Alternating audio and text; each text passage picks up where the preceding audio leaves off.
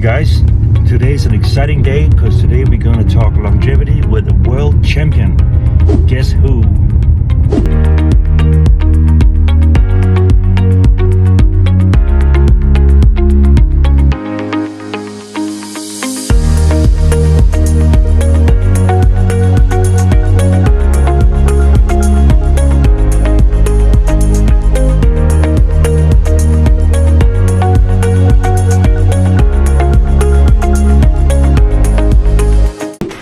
So today I'm working out with Stig, and I have a question for you, Stig.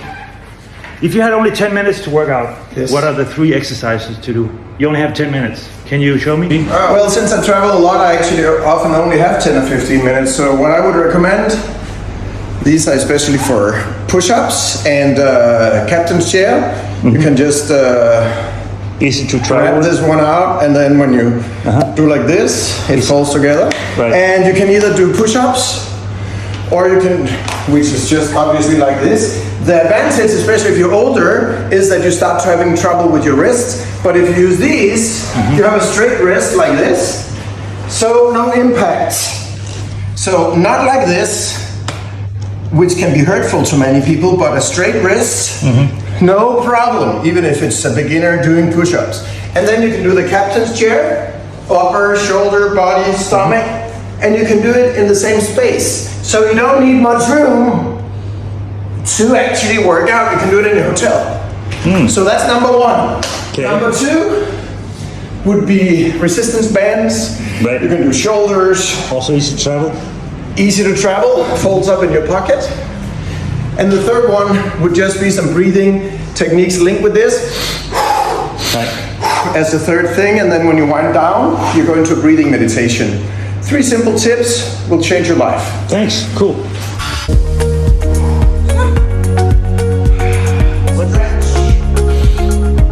Breathing in from the nose, naturally looks like it's flowing.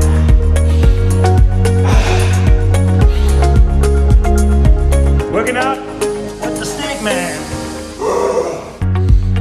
Captain's chair. Okay.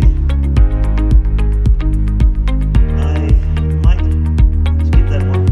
And Okay. Nice. And now the bowman is trying the captain's chair. He's up, he's up, he's up. That's the beginning. Everything is difficult at the beginning. But go, try one leg. Take one leg to your chest, then it's easier. Take one leg to your chest, yeah? And down. Yep.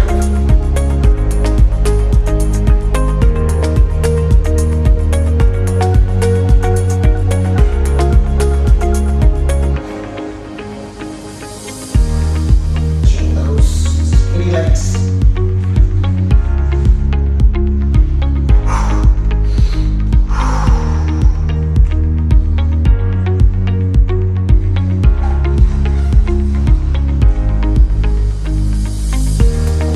Wrist. Lower back. Oh, so good. So good. Looking good.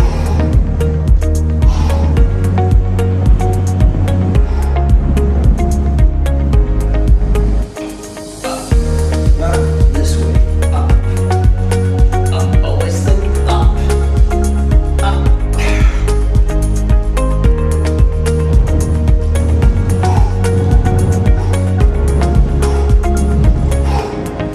Just go.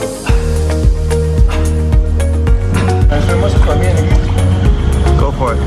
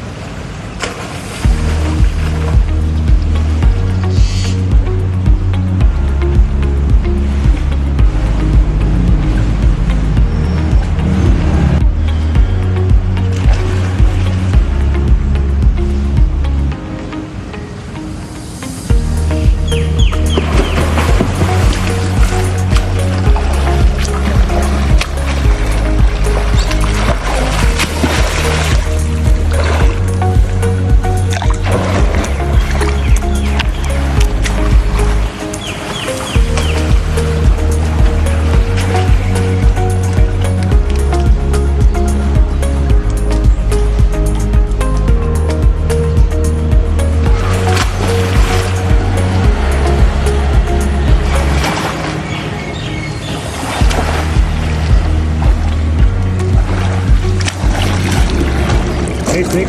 Hello. So, I wanted to get your feedback. As I'm writing this story about longevity and having this new channel. And I thought, since we met today, you could maybe give me a few tips. What's your take on the whole concept of longevity? I mean, you are yourself, just quickly, your background, you are a four-time veteran in, can you please help me out? Yeah, freediving. Freediving. Yeah, 4-time freediving world champion. And then 10 times Guinness record holder. Yeah, that's right. But mainly I just love... And almost turning 50. Oh, we're turning not supposed 50 to say in a that? few weeks, you can see it. So I have to swim to stay fit. Yeah. But I think longevity is all about remaining healthy. Yeah. I think it's not about the age, it's not about the number. It's of course a mental process to stay young at heart. But mainly I think it's about staying healthy and happy, have a good life. Doesn't matter if you're 58, 62, 79, 42 or 28. It's all about feeling good in yourself. And for me, it's water. Water is life, and all of us, I guess, and makes me happy. Yeah. I am a swimmer originally, come from competitive swimming, that's my background. And then, of course, I'm very into breathing. So, using breathing as a tool, because breathing is life, right? The way we breathe is the way we feel, it's the way we express ourselves internally, so the way that our cells are reacting, the way the oxygen is distributed from your heart, from your lungs to your cells. And I think for longevity, breathing is the new black. And I especially think that breath holding is the new black. I've made a TED talk about it. It's easy to find on YouTube. It's called Breath Holding is the New Black. My name is Stig Severinsen, if people want to search for that. But mainly I talk about how breath work, which is becoming very much a trend now. Before it was mindfulness, it was meditation. The last 10 years, positive psychology. Now it's being condensed into breath work because it's more active, it's more physical, and it's more simple than sitting and meditating or collecting your mind as a mindfulness flow, or some people can do it, some cannot. But breathing, everyone can do, because that's why we're alive. Right. So for longevity, I think that when people start to focus more on breath work in the morning or during the day, but conscious breath work, that's the trick. It's not just breathing like haphazardly. No, many people have bad breathing habits. They breathe from the mouth, and that creates stress and tension, headaches, frustration. It releases adrenaline, which is a stress hormone. So you actually feel that you're in the fight and flight mode. It's also called the sympathetic mode of your nervous system, but you can move into the parasympathetic or the rest and digest, or let's just call it the feel good. And if you want to have longevity and feel strong and healthy, you need to be able to go into the rest and digest, meaning that you need to go into the part of your nervous system that restores your energy, restores your cells, and that can restore your mind also if you're a bit sad or falling into a black hole of depression and stuff like that. So with longevity, I think when breath work is applied every day for a few minutes, breathing through the nose is for breathing, the mouth is for eating. And then, as I said, I think that even breath holding is the new black. Now, as you mentioned in the beginning here, I am a 4-time freediving world champion in breath holding. I was the first in the world to hold my breath for more than 20 minutes underwater. And I have many other records in deep diving, long distance diving and all. But the main point is that I think breath holding as a pause, when you introduce breath holding in your life as a pause, not to go in water, never hold your breath alone in water. It's very dangerous. You can have a blackout and not come up again. But if you do it on the couch, on your yoga mat, in your bed in the morning before you eat, before you fill your belly, then it can become like a kind of meditation. I call breath holding underwater meditation underwater. So with breath work and the breath holding, you activate the brain, your ability to focus, to relax and stay calm under pressure. And that is what I think is one of the keys to longevity, that you, in a world of stress and everything changing with the economic situation, with oil, with the green energy, with all these things, wars and horrible things in the world, you can control your breathing. You cannot control all the other factors. So I think for longevity, to stay sane and strong, you need to take control, and with breathing and breath holding you can do it. So with breath holding, if you want to try something fun today, something new in your life, then try to hold your breath for 5, 10, 20, 30 seconds. I have something called the Breath Hold Challenge. You can find it on Facebook or on the breathology.com website, breatheology.com, breathology.com. That's our global site for breathwork. And it's completely free. You can just go and take some videos and some challenges, but that's a Breath Hold Challenge. And in 1 week, I almost guarantee, or I highly believe that you can double your breath hold. Imagine in your life if you could create double wealth in a week, if you could take double the amount of push-ups, if you could bench double or run double the speed. That's not humanly possible. But breath work and holding your breath shows you that you're in control of your mind and your body. So what breath holding is, to me, why it's the new black, is that it creates the ability for you to remain calm under pressure, to become comfortable in an uncomfortable situation. And if we look and zoom out and look at the world as a quite uncomfortable place, also a beautiful place, but many times uncomfortable for your financial situation, your relationship, there are many challenges in your life, right? Always. Then when you can control that situation as you can with the breath holding, not breathing, going against the strongest reflex of life, imagine what you cannot do in other things in life.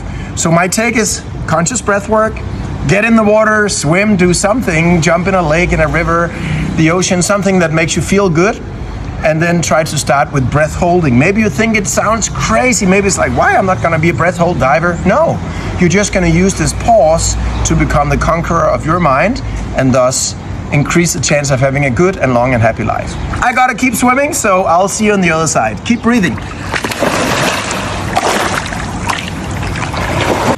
So another question always that people are wondering about is that how much of longevity is based on what you get from your mom and dad, your genes, your DNA, or from what you bring in your bag, from what you do with your body, do with your mind, in your living life?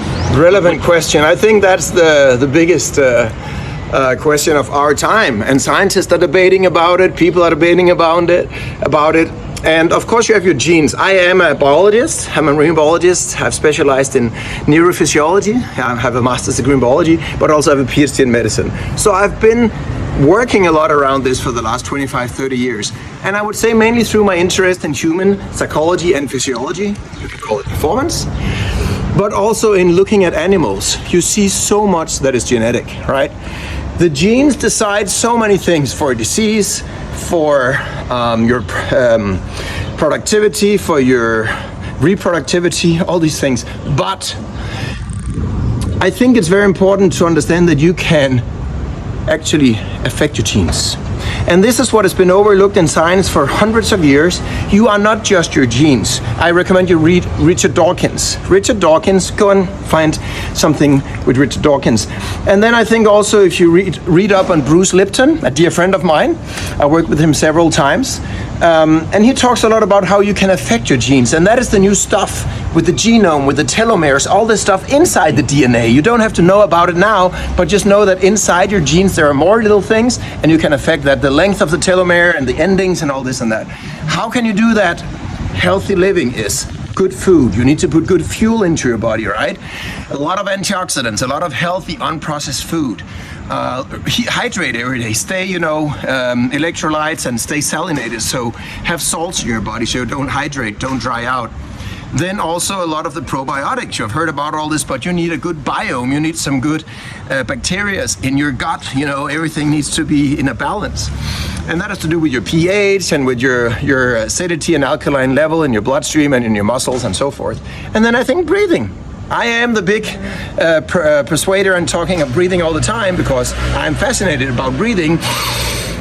Not just because it keeps us alive, but because I've actually spent more than half my life of spreading out breathing in the world in a more modern scientific science way. So I take the best from cutting edge science, from research. Bruce Lipton is one of them, there are many others, but then also from performance. So I train the military, Navy SEALs, fighter pilots to become the best they can through breath work, because the breathing affects your mind and that mind affects your body. So to go back to the question, yes, genes are very important. They're given to you from your mother and your father, but you can affect them. Then we come to the other question, that is the surroundings, or what you call environment. So how much is the environment affecting your ability to stay healthy and stay strong? Very much so. If you have pollution in your environment, heavy metals, bioaccumulation, all this sticks in your body, very hard to get rid of, right? So that is something affecting your genes negatively. Then you can also say that, what about the minds of people around you? Are they happy? Are they positive? Are they dark? Are they trying to pull you down? So your mind is affected because the wave of the brain, the frequency, can go in alpha, beta, delta, theta. There are many different waves in your brain. And the more healthy you can keep your brain, the more positive you can keep it, the more it can tell your body that you're strong and healthy. And that is the whole point, the core of longevity, is that your body is always telling itself that it's strong. You know, there's a lot of talk about psychosomatic illness. So if your psyche, if your mind is telling your body it's sick, it is sick, or it can become sick, but you can reverse that. And that is where I think the biggest mistake of modern science is happening right now as we speak, that they don't recognize that with your mind you can actually heal your body. They accept that you can have trauma, PTSD. If you have a trauma in your body, it goes to your mind, right? You have PTSD, post-traumatic stress disorder, or PTS as they call it now, because they don't want to call it a disorder. So you have a traumatic event happening in your life, whether it's illness or an accident or act of violence, and it affects your mind, right? You become depressed, you can't find the energy, you're kind of giving up on life. You're losing all energy for the longevity, but you can reverse engineer that. So from your mind, you can tell your body that it's okay, it happened, draw a line in the sand, and then stay healthy and strong and improve your life quality. And that is what I've been doing a lot with veterans the last 10 years. I've worked a lot with people that have suffered tremendous losses and injuries from war and from personal experiences. And I think that is the biggest mistake that science is doing these days when you speak about a good life and longevity, is that your mind is much more powerful than you think, demanding and controlling what's happening in your body. And again, from the mind, we're talking on the level of the telomeres, of the DNA, the inside of the DNA. So a positive mind, positive thinking is very important as well. So you can change the environment around you. You can find better friends. You can find people that root for you, that support you. And you can start eating more healthy. That's just up to you. Nobody forces food in your mouth, I hope. So just make those good decisions. And I always call it a baby step process. Small steps every day will lead to big results in weeks and months. So go and make small steps today and see the change tomorrow. Thank you, Stig. Last question. How many years are you going to live? Well, at least I hope to live 100 years. Both my grandmothers lived past 100. I don't know anyone else who has a grandmother or has two grandmothers who passed 100, so a century. I'm very thankful for that. And I hope that these genes are part of me. But then again, it's up to you to manage those genes, and then again the environment. What do you eat? Who are you staying with?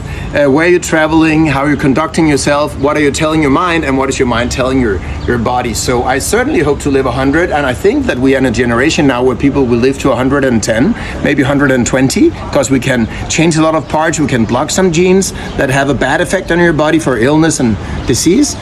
And then I also think when we get more smart on breathing and on healthy food and living, we can clean the system even though we're older. Let's take the example of smoking, right? Many people have smoked, that's fine. But if you stop smoking, your lungs clean up. I'm not saying all the bad effects go away, but you can actually reverse a process that has been damaging to you when you stop doing that and start being healthy and doing breath work and running and eating purely and healthy. So I think that 120 is possible, and I think the children that are born now might even live to 140 or 50. But the big question is, really, why would you live that long, and what would you do? What would you do in those 150 years? Or if you only had 100 or 60, if you live to the fullest, I think that's a rich life. Cool. Thank you.